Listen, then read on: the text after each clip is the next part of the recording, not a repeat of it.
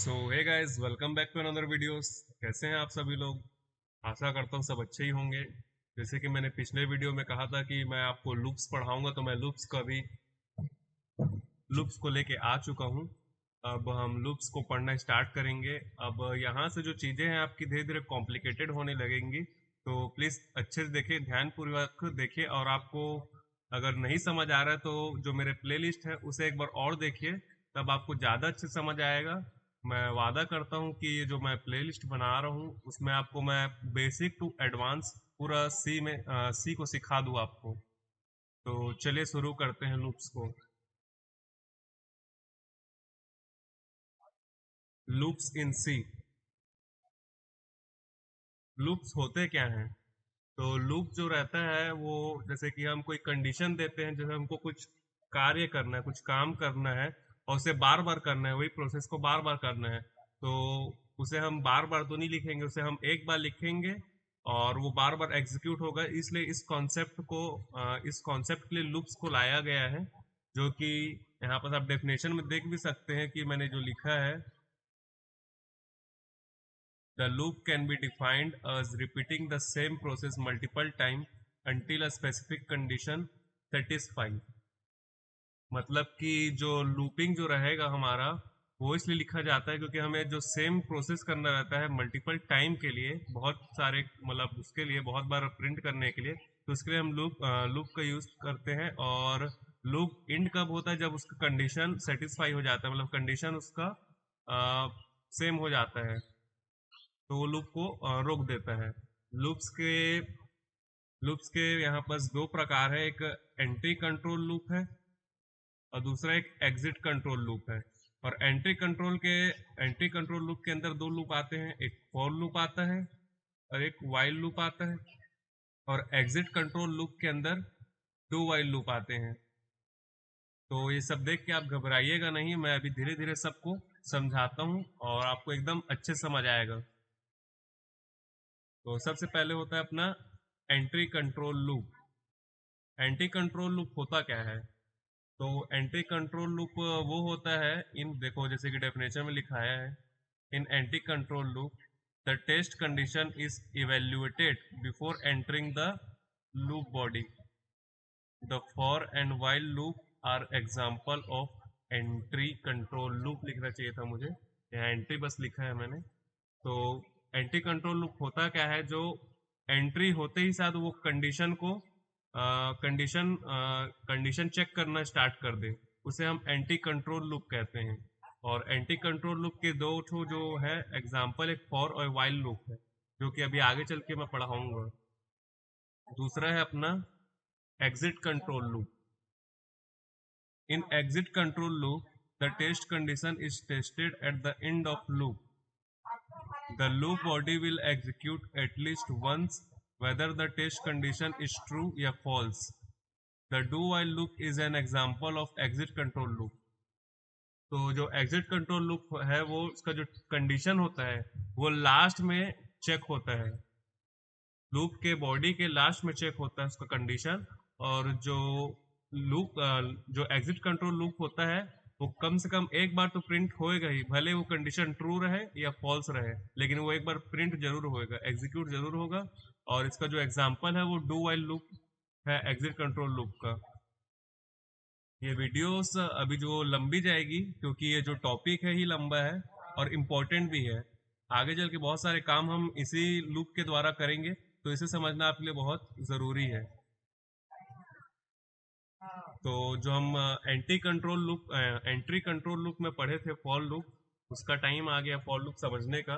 तो for loop होता क्या है? A for loop is repetition control structure that allows us to efficiently write a loop that will execute a specific number of time. तो एक for loop होता है, जैसे कि आपको लूप्स ही बताया था मैं, कि वो एक रिपीटेशन कंट्रोल स्ट्रक्चर है, बार बार रिपीट करेगा कंडीशन को और हमें एग्जीक्यूट करके देगा। तो यहाँ मैंने फॉर लूप्स के सिंटेक्स लिखे हैं।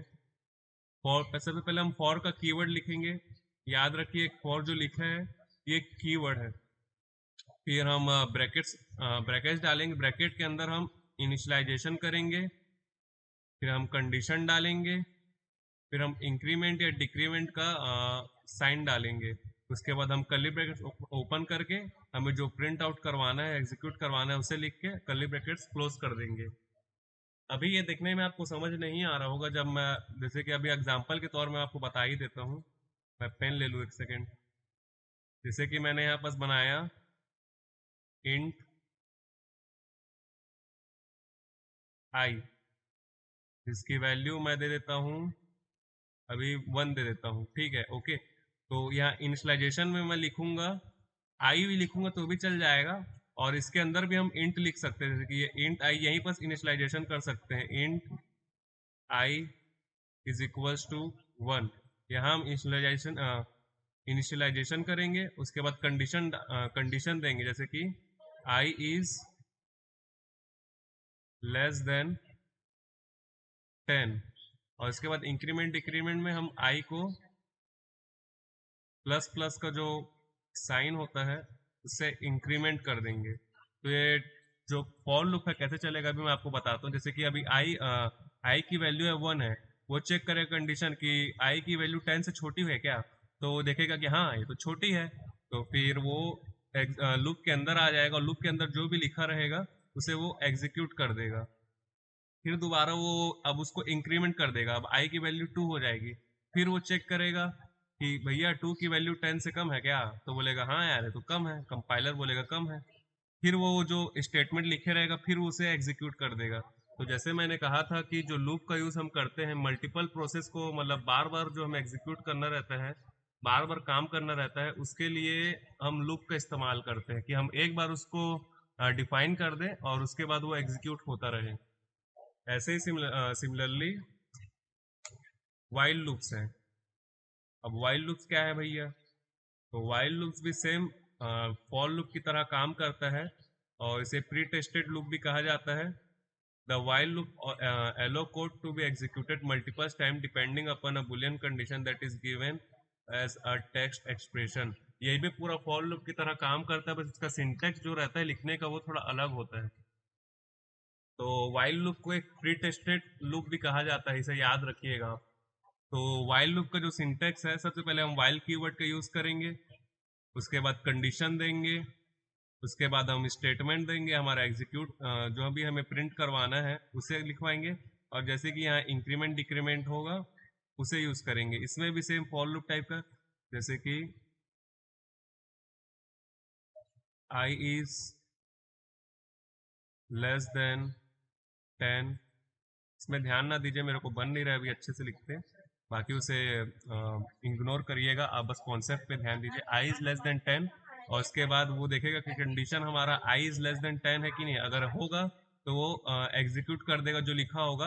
और उसके बाद इंक्रीमेंट डिक्रीमेंट में हमें लिखना है आई प्लस प्लस, ये कंडीशन के ऊपर रहेगा, और आप आई माइनस भी लिख सकते हैं, वो कंडीशन के ऊपर रहेगा। जैसे कि आई की वैल्यू आपने 10 दे दी और फिर आई इज ग्रेटर देन 1 दे दिया, तो हमें उसे उस टाइम डिक्रीमेंट का यूज करेंगे, आई माइनस माइनस करके। तो ये थे फॉर लूप, वाइल लूप। अब आगे चल के हम डू वाइल लूप पढ़ेंगे। आप ज़्यादा चिंता मत करिए, मैं भी आपको कोड एग्जीक्यूट करके दिखाऊंगा सबका कि सब कैसे काम करते हैं।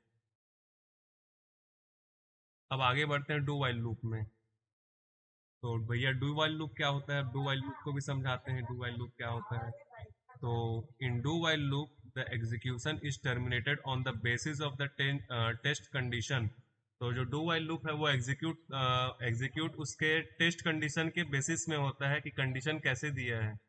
The main difference between the do while loop is that in do while loop and while loop is that in do while loop the test condition is tested at the end of loop body। तो यहाँ main difference जो आता है while loop और मतलब anti control loop और exit control loop में, कि उसका जो कंडीशन होता है वो लास्ट में चेक होता है। जैसे कि उसमें नाम में ही लिखाया था एंटी कंट्रोल लूप, मतलब कि जैसे ही वो एंट्री लेगा तो कंडीशन को चेक करेगा। और एग्जिट कंट्रोल लूप यानी कि एग्जिट के टाइम में वो कंडीशन को चेक करेगा। तो ये दोनों मेन डिफरेंस है डू वाइल लूप और एंटी कंट्रोल लूप में। जो कि एंटी कंट्रोल लूप के अंदर वाइल लूप और फॉर लूप भी आता है, तो मैंने यहाँ वाइल लूप लिखा है। तो एंटी कंट्रोल लूप और डू वाइल लूप के बीच में ये डिफरेंस है कि उसका जो कंडीशन रहता है लास्ट में चेक होता है डू वाइल लूप के, whereas the other loop और एंटी कंट्रोल लूप। बाकी जैसे कि मैंने आपको बताया था जो फॉर लूप और वाइल लूप होता है वो एंटी कंट्रोल लूप रहता है। और यहाँ एक बात करेंगे नोट करने वाली, in do while loop the loop body will execute at least once irrespective the test condition. मतलब कि सबसे पहले वो एक कम से कम एक बार तो वो एग्जीक्यूट करेगा ही करेगा, उसके बाद वो टेस्ट कंडीशन को देखेगा, उसके बाद टेस्ट कंडीशन फॉल्स हो जाता है तो वो लूप डू वाइल लूप के जो बॉडी है उसे एग्जीक्यूट कर देगा। अगर टेस्ट कंडीशन ट्रू रहता है तो फिर वो इस जो स्टेटमेंट रहेगा उसे प्रिंट कर देगा। तो यहाँ सिंटेक्स है डू वाइल लूप का। सबसे पहले हम डू का जो कीवर्ड है उसको लिखेंगे, फिर कर्ली ब्रैकेट्स ओपन करके जो हमें आउटपुट में लाना है एग्जीक्यूट करना है वो लिखेंगे, उसके बाद कर्ली ब्रैकेट्स क्लोज, उसके बाद वाइल का यूज करेंगे वाइल कीवर्ड का, और उसके अंदर हम कंडीशन देंगे। और एक बार ध्यान रखें किसी भी लूप में सेमीकोलन का यूज नहीं हुआ है बजाय इस लूप के डू वाइल लूप के। तो ये भी एक डिफरेंस होता है कि जो फॉर लूप और वाइल लूप पर जो है उसमें सेमीकोलन का यूज नहीं होता कंडीशन देते समय, और डू वाइल लूप में हो रहा है, जैसे कि आप यहाँ देख सकते हैं। मैं एक बार पीछे कर देता हूँ, यहाँ देखिए ना, यहाँ सेमीकोलन नहीं है। फिर वाइल लूप का भी कर दे, फॉर लूप का भी कर देता हूँ, यहाँ भी एक सेमीकोलन नहीं है। तो ये एक डिफरेंस है कि डू वाइल लूप में सेमीकोलन आ जाता है। तो अब मैं आपको आईडी में लेके चलता हूँ, वहाँ कुछ कोड को एग्जीक्यूट करके दिखाता हूँ। तो हम अपने विजुअल स्टूडियो कोड के अंदर आ चुके हैं। अब सबसे पहले मैं यहाँ पास एक फाइल बनाऊंगा, tut6.c, और उसके बाद मैं यहाँ से कोड लिखना स्टार्ट कर देता हूँ। सबसे पहले हम अपना हेडर फाइल लिखेंगे,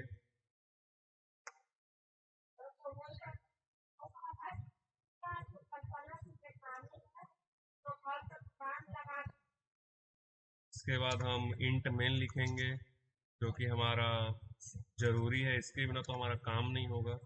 फिर उसके बाद हम अब यहाँ इंट, एक मिनट, यहाँ क्या दे रहा है, हैशटैग इंक्लूड stdio.h। क्या दिक्कत हो गया भैया अब आपको? सब तो मैंने ठीक लिखा है, हैशटैग इंक्लूड stdio.h। पता नहीं ये बार बार मुझे एरर क्यों देता है, जबकि मैंने सब कुछ बेटर ही लिखा है, सब कुछ ठीक ही लिखा है। मैं एक बार और लिखता हूँ, हैशटैग इंक्लूड stdio.h। अब ये मुझे एरर नहीं दे रहा है। अब मैं यहाँ पास इंट आई लिख देता हूँ, ठीक है। ये एरर क्यों दे रहा है मुझे बार बार? आई थिंक साउट आउट हो चुका है एरर आना। अब मैं यहाँ पास, ये ठीक है, अब बन गया। पता नहीं बीच बीच में क्या प्रॉब्लम आ जाता है विजुअल स्टूडियो कोड में। अब मैं यहाँ लिखूंगा प्रिंट, नहीं, यहाँ पास मैं करता हूँ फॉर लूप यूज करता हूँ सबसे पहले। तो जैसे कि मैंने इंट आई करके इनिशियलाइजेशन कर दिया है, मतलब डिक्लेयर किया है, अभी डिफाइन नहीं किया है, तो मैंने आई, सॉरी, आई तो यहाँ दिया ही है। हाँ, एक बार और ध्यान रखेंगे, जैसे कि आप फॉर लूप लिखेंगे तो इसका जो सिंटेक्स है ना वो ऑटोमेटिक आ जाता है। आप उसे टैब बटन दबा के ला सकते हैं, जैसे कि मैं एक बार और लिख के दिखाता हूँ आपको। इसे मैं डिलीट करता हूँ। अब देखो मैं यहाँ पास FOR लिखा तो यहाँ पर देखो फॉल लिख के आ गया। अब इसे आपको दबा लाना है तो टैब बटन दबाइए और वो आ जाएगा। उसके बाद आई हमारा डिक्लेयर है, उसके बाद उसे डिफाइन कर दिया 0 से, उसे लेस देन 10 कर देते हैं, और उसके बाद हम प्रिंट कर देते हैं सॉरी, प्रिंट एफ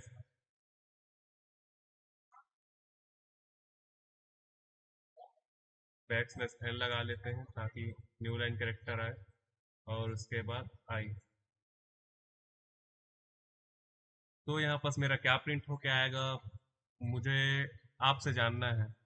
आप बताइए अब क्या प्रिंट होके आएगा। जैसे कि मैंने आपको पहले वीडियो अभी शुरुआत में बताया ही था कि फॉर लूप कैसे काम करता है, तो एक बार आप सोचिए कैसे काम कर रहा है और क्या प्रिंट होके दिखाएगा। मैं रुका हूँ आप लोग के लिए।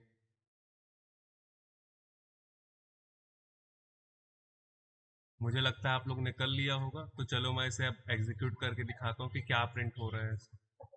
तो मैं यहाँ रन कोड किया और ये मुझे एरर दे रहा है। एक और इसे रन करते हैं, पता नहीं ये क्या चीज़ का एरर दे रहा है मुझे। सो मैं यहाँ रिटर्न ज़ीरो लिखना भूल गया था, और यहाँ 1 2 3 4 5 6 7 8 9, इसने 1 से लेके 9 तक का प्रिंट कर दिया। तो सबसे पहले टेस्ट कंडीशन लिखा, ये i इज इक्वल्स टू 0 है, क्या i लेस देन 10 है? हाँ भैया 10 है, तो i की जो वैल्यू है उसे प्रिंट कर दिया। और फिर जब वो इंक्रीमेंट हुआ, i की वैल्यू 1 हुई, फिर ये चेक किया कि i की वैल्यू 1 है क्या, तो i की वैल्यू 1 है और 10 से कम है क्या, तो बोले हाँ 10 से कम है। फिर इसे प्रिंट कर दिया और ऐसे ही 9 तक चलता रहा, और जब इसकी वैल्यू 10 हुई तब ये कंडीशन किया क्या 10 जो है लेस देन 10 है क्या, तो फिर वो कंपाइलर वाला नहीं भैया ये तो नहीं है 10 लेस देन 10, तो ये लूप के बॉडी से एग्जीक्यूट हो गया, बाहर निकल गया और 9 तक प्रिंट करके दे दिया। और यहीं पर अगर हम इसे इज इक्वल्स टू कर देते हैं तो देखना क्या प्रिंट होगा। अब इसने 0 से लेके 10 तक का प्रिंट कर दिया है, क्योंकि i इज लेस देन और इक्वल टू यानी कि जब i की वैल्यू 10 होएगी, तो जब ये कंडीशन चेक करेगा 10 इज लेस देन 10, तो ये इक्वल टू का जो साइन है ना, वो से कंडीशन को ट्रू कर देगा और एग्जीक्यूट हो जाएगा हमारा 10। और जब उसकी वैल्यू 11 होगी तब वो फॉर लूप से एग्जिट मार लेगा। ऐसे ही अब हम वाइल लूप के लिए यूज करेंगे, इसे मैं कमेंट आउट कर देता हूँ। ये कमेंट आउट मैंने कर दिया इसे, और इसे अलग से बना देते हैं, इसका एक अलग कर देता हूँ। This is the for loop करके, नहीं फॉर लूप करके लिख देते हैं। अब हम यहाँ पास वाइल लूप का यूज करेंगे। तो वाइल लूप जैसे कि मैंने लिखा ही, तो ऊपर में सिंटेक्स आ गया वाइल लूप का। अब मैं यहाँ कंडीशन दूंगा i इज लेस देन 10, और उसके बाद यहाँ मैं प्रिंट करवा दूंगा प्रिंट एफ %d, और उसके बाद ये i, और उसे फिर इंक्रीमेंट करवा दूंगा i प्लस प्लस। और मैं इसे डिफाइन भी कर देता हूँ कि i की जो वैल्यू है, i की जो वैल्यू है वो 1 है, और इसको इज इक्वल्स टू कर देता हूँ लेस देन और इक्वल्स टू। तो ये जो ऑपरेटर है, ये आपको याद होगा जब मैंने आपको ऑपरेटर्स पढ़ाया था, तो ये ऑपरेटर्स किसका था, असाइनमेंट का था, किसका था? आप बताइए किसका ऑपरेटर यूज किया है मैंने। मैं रुका हूँ आप लोग के जवाब, आप लोग का आंसर देने के लिए। मुझे आशा है कि आप लोग कमेंट में लिख चुके होंगे कि ये मैंने कौन से ऑपरेटर का यूज किया है। अब वो सब छोड़ते हैं, हम अपना कोड को एग्जीक्यूट करते हैं, और यहाँ मैंने इंक्रीमेंट कर दिया है i प्लस प्लस करके। अब मैं इसे जब एग्जीक्यूट करूंगा तो 1 से लेकर 10 तक का प्रिंट करके दे देगा, जो कि यहाँ पर आप देख सकते हैं। यहाँ मैंने न्यू लाइन कैरेक्टर नहीं डाला है, तो मैं यहाँ न्यू लाइन कैरेक्टर डाल देता हूँ। उसके बाद ये 1 से लेकर 10 तक प्रिंट हो गया मेरा। सिमिलरली अब हम डू वाइल लूप का भी यूज़ करेंगे। सबसे पहले इसे कमेंट आउट कर देते हैं। इसे मैंने कमेंट आउट कर दिया। इस पर एक अलग से हेडिंग बना देते हैं वाइल लूप्स करके।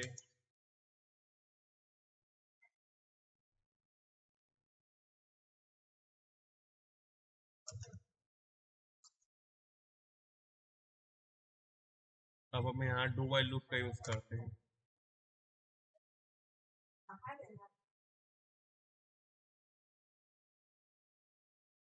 तो जैसे ही मैंने यहाँ डू लिखा, तो आप देख सकते हैं कि जो मेरा कंपाइलर है मुझे सिंटैक्स दे देता है उसका डू वाइल लूप का, जैसे ही मैंने टैब बटन दबाया। तो अब मैं यहाँ कंडीशन देता हूँ I is,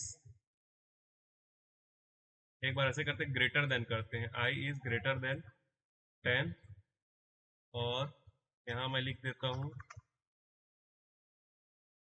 print F %d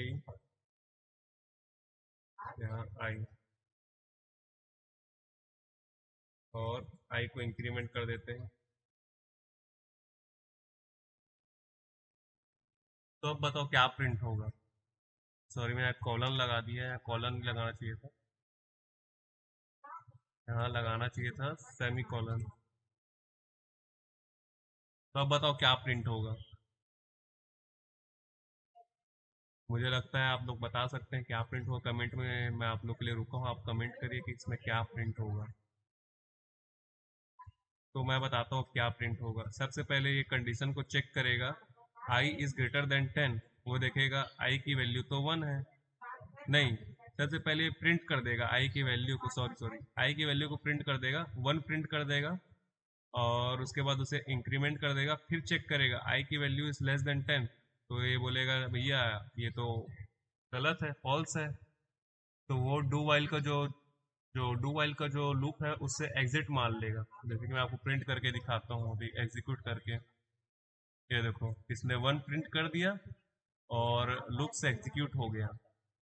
जैसे कि मैंने आपको बताया था कि डू वाइल लूप में एटलीस्ट एक बार वो एग्जीक्यूट होता ही होता है, भले ही कंडीशन फॉल्स क्यों ना हो। अब इसे हम करेक्ट कर लेते हैं, i इज लेस देन 10 कर लेते हैं, और अब करते हैं तो देखें क्या प्रिंट होता है।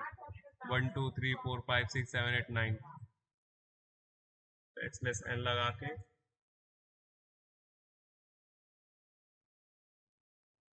ये हमारे 1 से लेके 9 तक का प्रिंट हो गया। तो ये थे कुछ लूप्स। अब आगे चल के मैं आपको, पहले मैं इसे कंप्लीट कर लूँ फिर बताता हूँ क्या पढ़ाने वाला हूँ मैं आपको। डू वाइल फिर कमेंट आउट कर दिया जाए।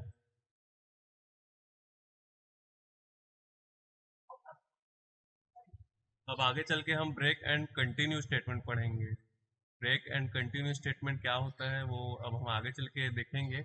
आज के लिए इतना ही। आशा करता हूँ आपको वीडियो पसंद आ रहा होगा।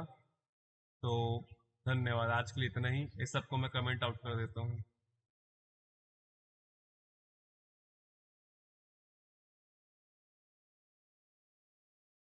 तो मिलते हैं नेक्स्ट वीडियो में।